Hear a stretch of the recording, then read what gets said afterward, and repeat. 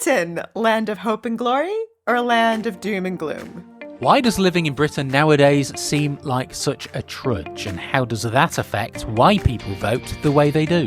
And what does that have to do with attention scarcity? From the Attention Practice and Phonogram, this is the podcast all about the attention economy. Welcome to Can We Have Your Attention? Claire, I feel like we should start this episode with a welcome. Hopefully a welcome back to all our new listeners. Lots of people joined us for the last episode, and that was fantastic. Yes, it was absolutely great. It was wonderful having Tom Garnett on. We will definitely have him on again. And just to say as well, that's starting a thread of conversations that we'll be having over the coming weeks about misinformation, disinformation, polarization, and all of the wonderful, terrible associated things with it. All done to a soundtrack of ABBA, Ace of Base, and I'm stuck. Are there any other Swedish bands you can think of? James, I've been to the actual ABBA/Eurovision Museum in Stockholm. Are there Swedish bands? This is the home of pop music. These are the crown champions of Eurovision. I mean, not this year, but in previous years. They're so good. Max Martin, Avicii. Like, name a pop song. It was written by a Swede. Avicii. Okay, sorry. Of course. Well, the reason we're talking about Swedish pop music is because you just noticed a lot of Swedish people are listening, which is excellent. I did. So, hello and welcome. Talk to our Swedish fans. Talk. Does that mean hello? It means thank you. Thank you. Okay. Have you not seen The Bridge? No, I Box haven't sets. seen The Bridge. Sorry, we've had this conversation about box sets. I always forget. The Bridge is great, though. James, I think you'd really like it. It's the most Yorkshire of Swedish-Danish television shows. Okay, that is selling it to me, I'll be honest with you. That's very good. Does it have any cricket in it? No. Okay, not bothered. It's got lots of death. No. Okay. Cricket and death, very close bedfellows. I mean, the weather's the same. Well, that is true. Look, this episode I thought was really interesting, the one you're about to hear, because we originally, when we were doing the planning for this episode, you kind of sold it to me as, let's talk about the far right. And actually, but once we'd actually spoken to Stephen, our guest, I kind of thought, I think we both came away going, actually, this was a much better discussion about Britain than anything else. And that in itself was fascinating. So this episode is all about the UK. And I know the UK and Britain are different things. Just bear with. They are. Britain and the UK are different things first. We acknowledge that. We fully acknowledge that. But the second is that originally I invited Stephen on because I attended a webinar that he did. He's been doing some really interesting research into things like populism and masculinity. And some of the findings that he presented really, really spoke to me because a lot of the problems that he was describing or the way people were feeling were some of the problems and feelings that had emerged in my own research on attention scarcity. So it was really interested in getting him on to talk about this research. But of course, it really is less about the politics and less about the personality of the politicians and so much more about what people look to politics to solve in their life. What are the problems that they're facing? What are the challenges that they're facing? And that came through so clear. So this was a really fascinating conversation. I hope you enjoy it. Over to Stephen. My name's Stephen Lacey. I'm a founding partner of a think tank focusing on disinformation called Resilience Reconstruction. And I also run a cultural insight agency called The Outsiders. And I've been doing lots of work in disinformation and kind of right-wing populism for many years. Stephen, I want to start by asking you whether you think Britain is actually broken. From a personal perspective, I don't think it is broken. I think when we look back to maybe not our parents, our grandparents' generation, we've got a lot of good things, right? We've got more Netflix channels, we've got more cars, more toiletries, better choice of kind of food. But from the groups that I do constantly with what I call kind of mass mainstream Britain, it does feel broken. And it's the little things that matter. So if we take a day of the life of an ordinary person, I wake up in the morning, I get my post and it's a bill and my gas bill's gone up. I then sit down, do breakfast with the kids, pour the cornflakes out, and they're like, Daddy, can we have another holiday? And we're like, sorry, can't really afford it this year. We then get in our car, drive down the road, go over a pothole, the tyre bursts, and then you can't speak to the council. You then get a lift to Co-op because you've got to do your weekly kind of shop. All the prices are going up and up and up, and you see shoplifters. You get a lift down because you've had such a bad day to McDonald's. You queue up for ages, and the burger's cold. And it's the cumulative effect of these little things that are making people feel that Britain is kind of broken. And I think what we can talk about, what I call the Great Withdrawal a little bit later, but people just feel that the community is turning back, that things are really, really difficult. People probably aren't as kind to each other. I think there's a feeling of division in UK society, and we're a British people, so we like the trading nation. And it's everything, right? From cyclists to kind of drivers to vegetarians to meat eaters to the bigger things, kind of like Brexit reform and whether you're on the right or kind of left. And everyone wants unity, apart from ethno-nationalists who want a civil war, right? But everyone else wants a sense of unity. They just see a different enemy. And the enemy they're seeing is progressive forces, illegal immigration. So and unfortunately, Islam.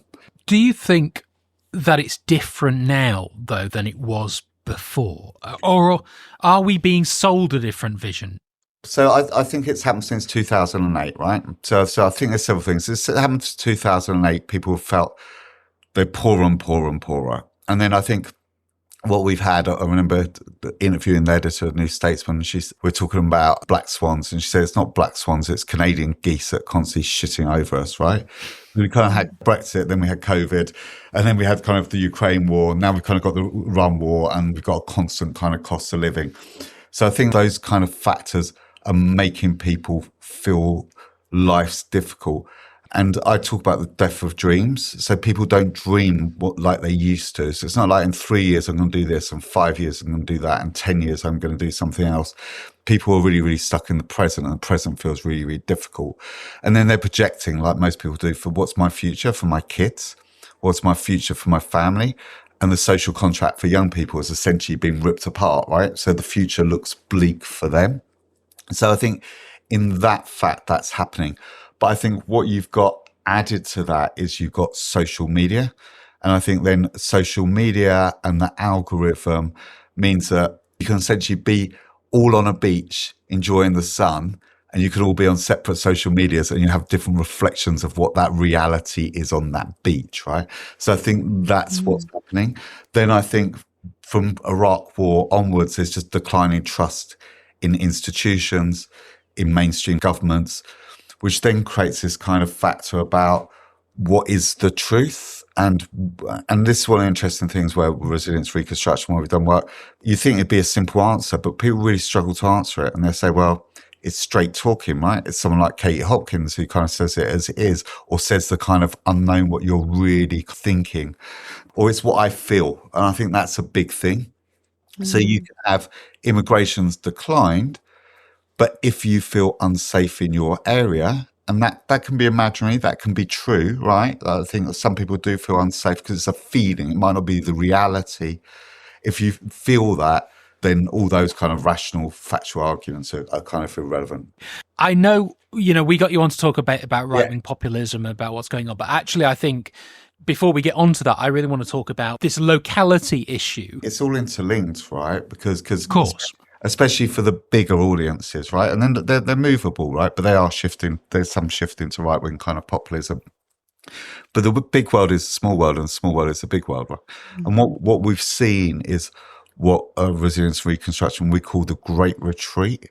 So people feel they have no agency, power, or control over their lives, over the national, even community. They feel they don't have much control or power over. So everyone's retreated. Where can I actually have agency, control, and power? The only place I can have agency, control, and power is over my friends and my family, and looking after those, which is why there's quite a lot of positivity around managing family and managing friends. It's just not on the community and the national scale.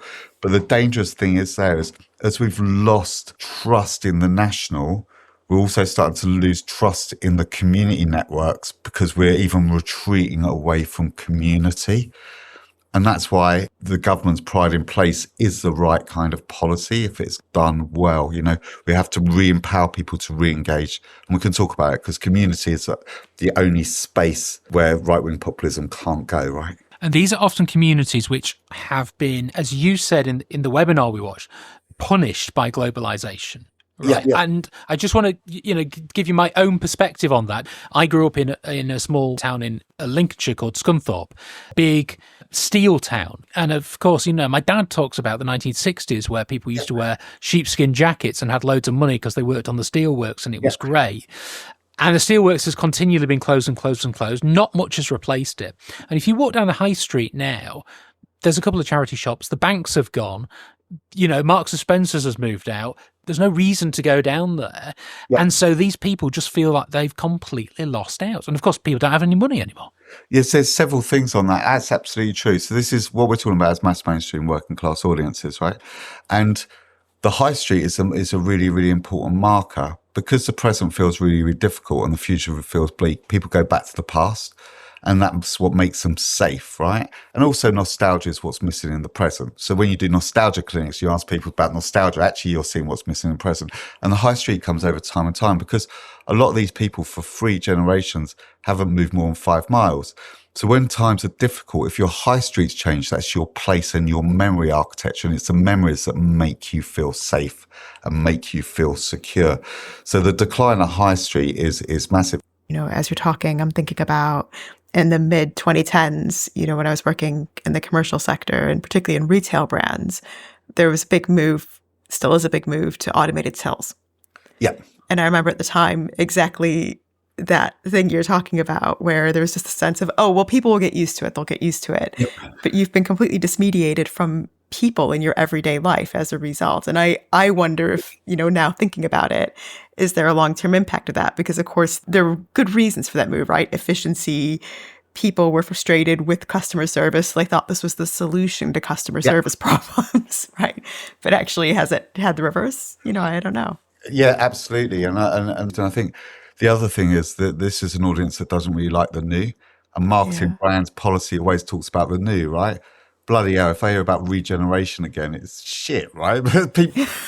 People want the high street restored. They don't want it regenerated, right? Yeah. There's an audience that's suddenly told, well, you've got to do all these new pronouns, right? And they're based on security and tradition and benevolence needs. Right? And then a lot of the messaging's like universalism, love everyone, right? It's like, well, actually, I'm about benevolence, love my family, right? And love my kind of close community, right? So even that kind of language is really kind of alien to this kind of audience. And that's essentially where we kind of go wrong. Do you think people feel unloved? Yeah, I think marketing, brands, things we worship on the altar of self-actualization, right? And we've done that. We've done that for ages. Even when I've done work on masculinity recently, it's like vulnerability is really a self-actualization word, right? Because you've got to stop, pause, and think, right? If you've got so much going on in your life, you can't stop, pause, and think, right? Well, yes, that's attention scarcity at its Absolutely. I mean, I think that's completely true. Do you think also then that, and you link it to 2008, so obviously financial crash, do you think the age of austerity then also really affected, as you say, the social contract really between people? Because suddenly there wasn't the investment in their local services that they expected, and everybody since then seems to have got poorer. We should say as well, we're not talking here about a small subset of people, are we? We are talking about the vast majority of Britain. Mass mainstream is big, right? It's 40%, right? It's all maybe even more. Yeah, absolutely. I think, look, I talk a lot about, and it really annoys me, this word left behind, because that puts the emphasis on them. It's like, okay, you've got to reskill, you kind of got to get kind of better. And they haven't been left behind, they've been walked away from. Because all the investment, the finance, the developments, they've all been moved away. Marketing, communications, they haven't been talked about, right? So they've been walked away from, right? And it's institutional failure that's kind of created this. But I think one of the big things that's coming now is the middle classes are starting to feel it. And I talk about the anxious professionals. And actually, if you look on LinkedIn and how much people are talking about AI, right? middle class being punished by globalization, right? They're worried about their kids' future, worried about their own kind of future. They feel they're not listened to. They're going where the mass mainstream working class have been for 20 years. So this might be a good point at which to introduce what exactly is restore and reform then? What's that connection to that appeal then? Because it feels like a lot of the things that they're promising aren't necessarily new things. Yeah, right. So I think there's different audiences which you can talk about. And I think it's a failure that we've tried everyone else. So now we need to try someone kind of new and someone kind of different. I think they're incredibly effective of using social media. They give simple answers to complicated questions.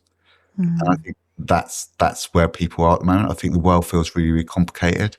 They've got a very strong kind of leadership position. I think many of us are like children at the moment. We're being infantilized. So we want someone to lead us and kind of give us a sense of direction. What they do really, really well is they play into multiple different emotional dimensions. Fear's the obvious one, but they give hope.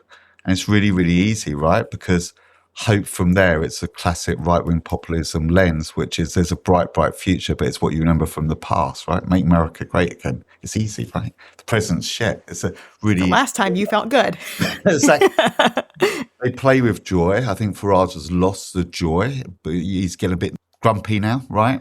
But they play well with kind of joy. It's kind of fun.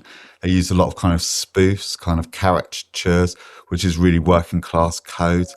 It's really kind of straight talking. So they kind of say it as it is.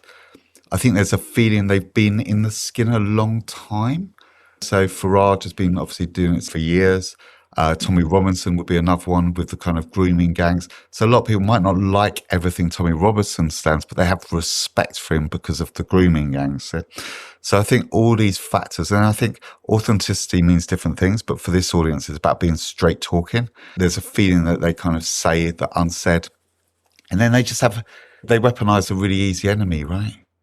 It's like it's all the fault of illegal immigrants and kind of Islam, right? And that's really, really easy to weaponize. I think there are differences. I think Restore, what I'm seeing is getting bigger and bigger. We should say there are different types. You've isolated different types of the right-wing group here, but because I think that's a really important point to make. Because my personal opinion has always been that people don't necessarily see themselves as right, left, whatever. They're just, this is my view, this is normal.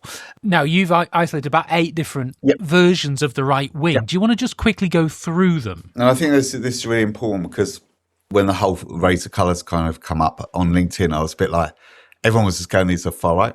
And interestingly, I don't use the right word far right. Yeah, I might use it in extremities occasionally because everyone's far right is the right to you, which is kind of a really interesting point, right? I've heard the Liberal Democrats referred to as the right. Yeah. Since when?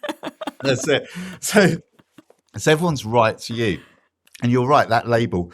I remember years ago, The Economist did a thing about what we're divided into is drawbridge up and more an authoritarian leader versus drawbridge down and a more liberal globalization, right? And I think that kind of holds, right, to a point. But there are different groups in there. So we've got the debaters, which I find really fascinating. So these are young men, privileged. I just interviewed one the other day, working in kind of Hampstead.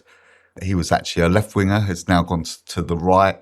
I spoke to another one who was a Remainer, who voted Liberal Democrat, who's now gone to right-wing populism towards kind of Restore. And for them, it's really the ripping up of the social contract for young people. A lot of them are kind of white as well. And so I think that idea of white privilege has kind of pushed them down, the feeling that they were feeling a little bit kind of potentially out of place because of that. But I think the biggest thing for them was free speech. The idea of free speech in whatever shape or form it is being curtailed kind of pushed them into this kind of space. It's worrying because right-wing populism never really had an intellectual vanguard, and now it's starting to get an intellectual vanguard. Because if you look at Restore, what Restore are doing really, really well is they've published their policies and they've gone into depth. They're thinking about this in a lot of detail and they've got people behind them. Then we've got the Lively lads, which are kind of the ex-football guys. What's interesting about them is they trust no one, right? Their trust is all American. So it's Trump and it's Joe Rogan. They don't trust anyone apart from Tommy Robinson.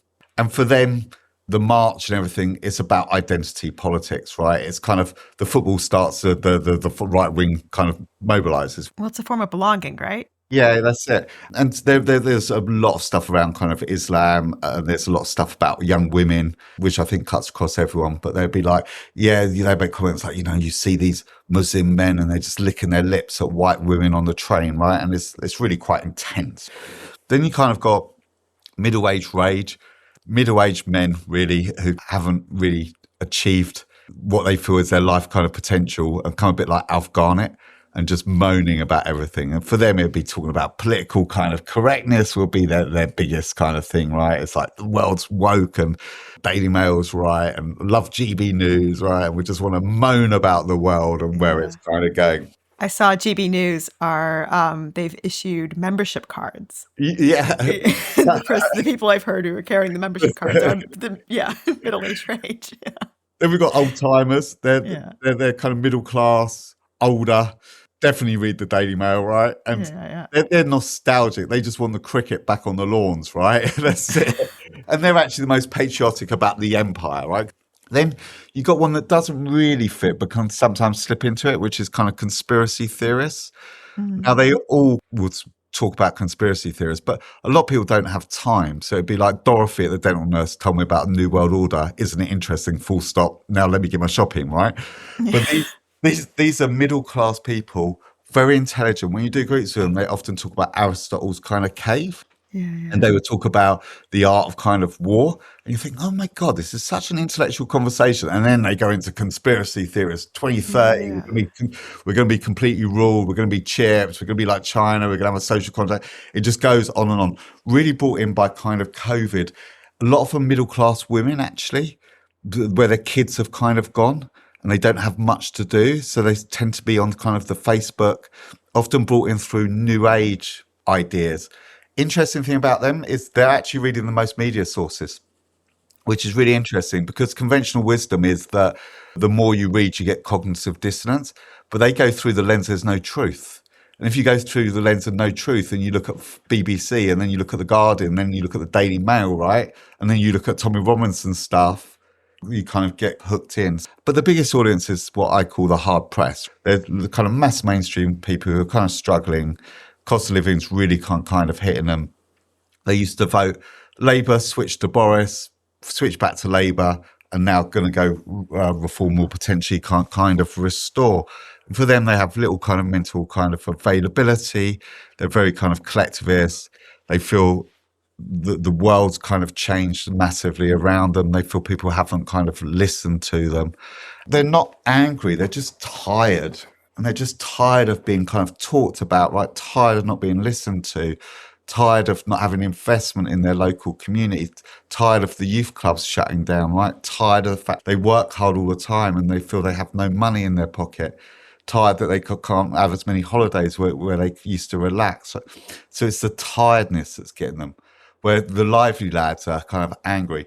And the last one is the race warriors. And that's hardcore, very small minority, but interesting. I was talking to a young guy who's been brought in through kind of Andrew Tate and now is kind of a Holocaust denial, right? And showing pictures of kind of Hitler with a kid. So he was a nice guy. Look how he's giving these flowers to kids. So it's different tribes and they will be hit with different messaging. So the debaters, it's about intellectualism, right? Hard pressed, it's about economics, you're being outperformed, or the great replacement theory might slip in there. The Muslims are kind of taking over kind of control. Lively lads, it'd be much more kind of about rage, get angry about this. And so it's different messaging. I think the unifying messaging is the kids. So I think the kids and the grooming gangs was the entry point for a lot of these audiences. And just this feeling that they haven't been kind of let down to. And you can argue as well that a little bit what they would term kind of political correctness made them, especially the hard press, when you talk about white privilege and you don't really explain the concept of that, right? That's quite difficult. And it's interesting, I was doing work in masculinity and a lot of working class men was like, yeah, look, I'm more safer and I earn more than my wife, right? And I feel safe, I can walk the kind of streets. So they're talking about it, but once you put that label on it, they just don't understand it. Because it sounds like it's an accusation to them, right? They're being criticised, and that's a problem. I think, as you say, a lot of these concepts are very complex, but as you're talking as well, I think a lot of our politics, a lot of mainstream politics has been built on this idea that you actually have 10 seconds or even a full minute or 2 minutes to explain something in a way that will reach a lot of people all at once. So you have a little bit of, grace to talk about maybe not even complex issues, but just to explain what you'll do. And you just don't have that at the moment. You don't have that. And you'll never have that again, right? Like that will never be the case again. And it feels like what you're saying about people being tired. A lot of policy at the moment, it's issues based, but it's not really looking at the underlying things that are affecting people's lives. Like fundamentally, how do you help people be less tired? Yeah. And that's really important because I think the conventional wisdom, especially the hard press, is it's fear of, right? Fear of immigration, fear of Islam. And look, that does exist to a degree, but what's deeper, it's fear for. Fear for my mortgage, fear for my home, fear for my family, fear for my community, fear for my friends. And no one's really tackling the fear for. So you're not actually getting to the root cause of it. And actually, you probably just get people's backs up, right? That's it. And it doesn't really work because it's not underlining what the factors are. And the other thing is politics is often treated as a withdrawal. So you knock on someone's door, right? 6 weeks before election, first time I've ever had a conversation with you. Where have you been? And work I've done in for other people where we've looked at the role of local politicians. And if a local politician is there all the time and listening to them, and it's about listening, right? It's not necessarily about answering their questions, just the feeling of doing a Zoom call, listening. It makes a difference. I was doing groups in Manchester and doing it with reform voters. I was like, what politicians do you like? They're like, we love Andy Burnham. I'm like, why? They said, because he listens to us. It is a really funny thing because, I mean, we're laughing, but that's, that is actually politics 101. It feels like at the moment, a lot of people who are going into politics or say they're going to go into politics are not the people who have the tolerance or who have the, the capacity to actually listen to people, to talk to people. Really great politicians in any party are the people who will go and sit in the stand for 8 hours a day outside the local supermarket and just have people yell at them. Yeah. And they'll take it and they'll come back the next day and do it some more. Has this actually been a failure of the professionalization of politicians? Yeah, absolutely. And I think it's really interesting, isn't it, how the right are starting to go local, right? It's about that kind of feel and understanding. Yeah. And then understanding how politics works. And this is the problem. Most politics is driven by emotion, right? So I voted Remain because I didn't want to be a little Englander, right?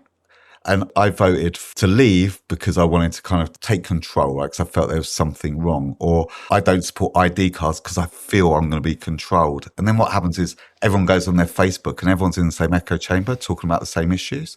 But then you don't want to get caught by Joan at work when you say, I'm against digital ID cards. So you go onto YouTube and you kind of get Russell Brand popping up, and then the algorithm feeds you more and more of those rational proof points, and then you think your worldview is kind of true.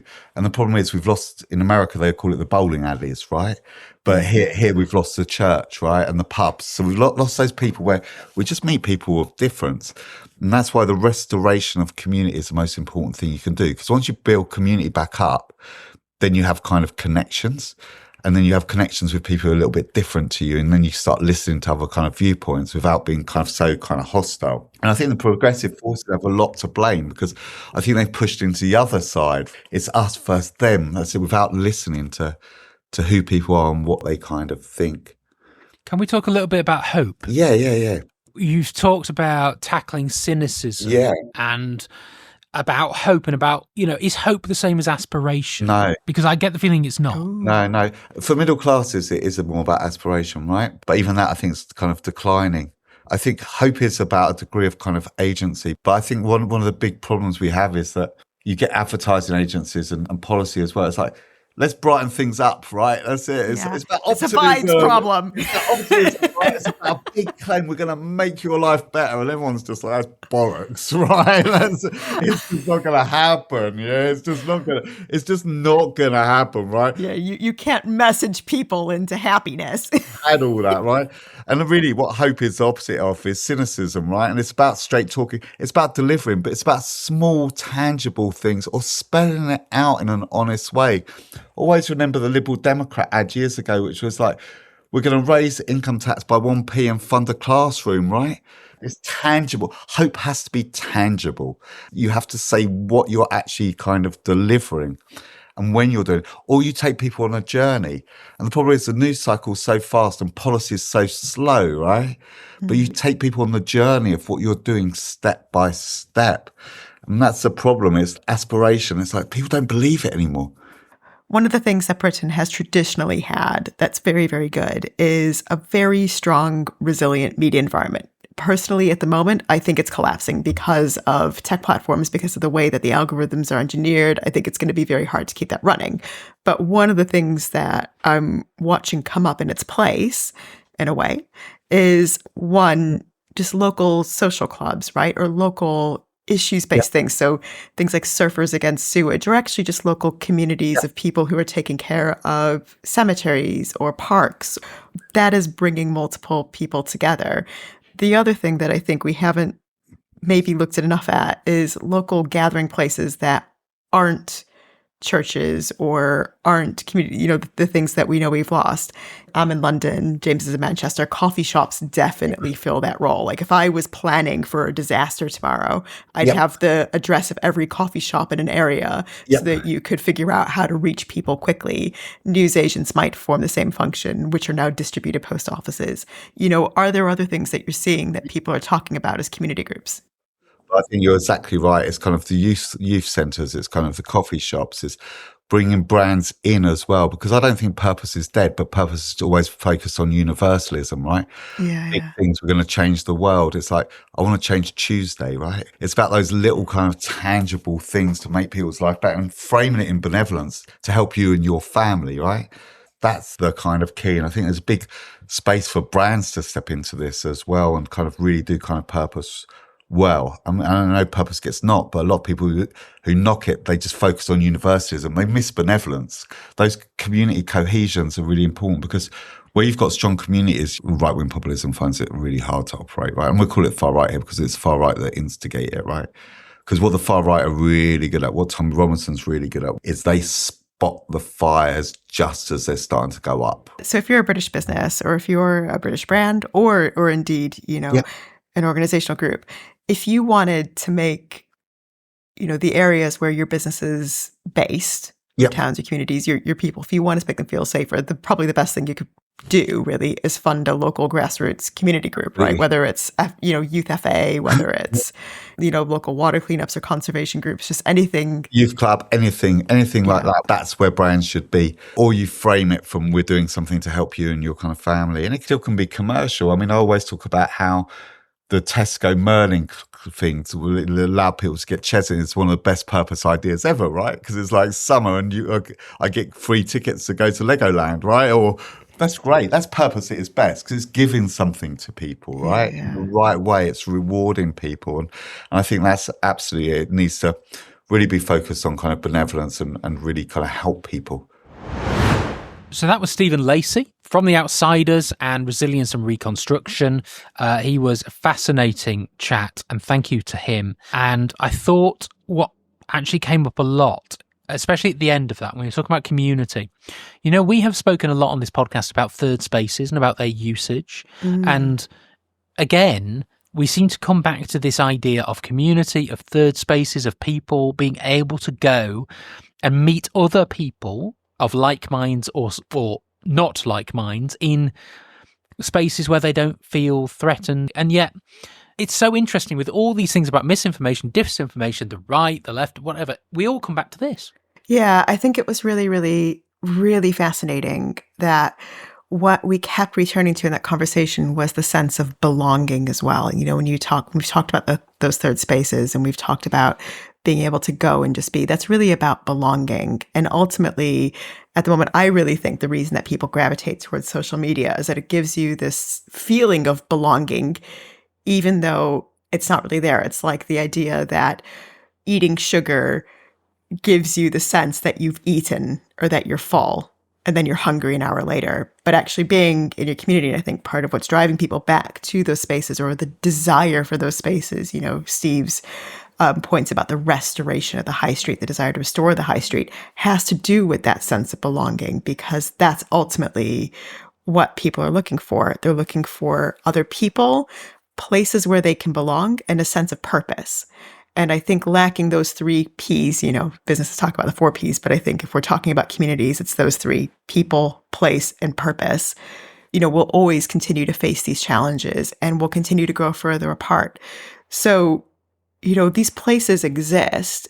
It's just, I think, probably being more conscious of them, and then investing more in them. And I'm not just talking from a government point of view, but I'm talking, from businesses as well. And not just investing in being on those streets, but also making sure you have people within them, that you're invested in those communities. I thought it was really interesting the way he spoke about brands and brands being involved in communities in that way. I mean, it's difficult, isn't it? Because we're in a situation where the economy is definitely struggling, I think. I mean, globally, there's definitely issues with the economy. Brands will not be looking at things like that and thinking, well, that's the thing I need to be doing right now. Yeah, I mean, when we think about brands, I think we do tend to think about really big global brands as well. And, for the last 20 or 30 years, their biggest drive has been in efficiency, right? Is finding, Steve talked about the universals. And well, the reason that you look for the universal is because that's the easiest thing to scale in 72 countries. Is this the stuff that unites you, right? Like finding the divisions, finding the things that make you different is actually, it's hard to get economies of scale out of that. But, 2 things. One is that we have a resurgence of local brands and a resurgence of, I guess, community. And when I say local brands, I mean like, country brands, right? Like in Britain, British brands, in Ireland, Irish brands, in Sweden, Swedish brands. And Hi, Sweden. Hi, Sweden. Hey, see what I did there? Did you? Yeah. Okay. I liked it. Thank you. But that resurgence of those brands gives an opportunity as well to be more local and be more invested locally, and think about, all the different ways that comes up, whether that's through distribution networks, whether that's through giving your partners a sense of stakeholder or ownership in that. I was listening to an interesting podcast the other day about, James Daunt. Do you know who James Daunt is? I do know who James Daunt is, the guy who kind of came back and saved Waterstones. He did, from running Daunt Books, which he started after leaving finance. And then he's now taken over Barnes & Noble in the US. So Barnes & Noble's owned by private equity. They brought James Daunt in to be the boss of that. But the way that he's transformed it is actually by letting the local branches make their own decisions. He's devolved decision-making to the local branches, which is totally in opposition to, decades of management thinking, but it revives local communities.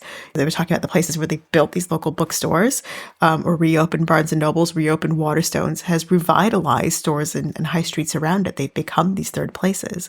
And, there's possibility in that. There's hope in that, because these can become centers of community and belonging where you meet other people. These can become the places that fill the gap left by churches, left by pubs, left by parts of our community that we've allowed to disintegrate or diminish. If you want to get in touch with us and talk about it, you can do hello@canwehaveyyourattention.com is the email address. Next fortnight, we are going to be talking about the media. We will. We're going to be talking to Rebecca Skippage, the former disinformation editor of the BBC, who's been doing some very interesting work around disinformation and counter-misinformation since then. So we'll look forward to that. In the meantime, thank you very much for listening. Do get in touch with us.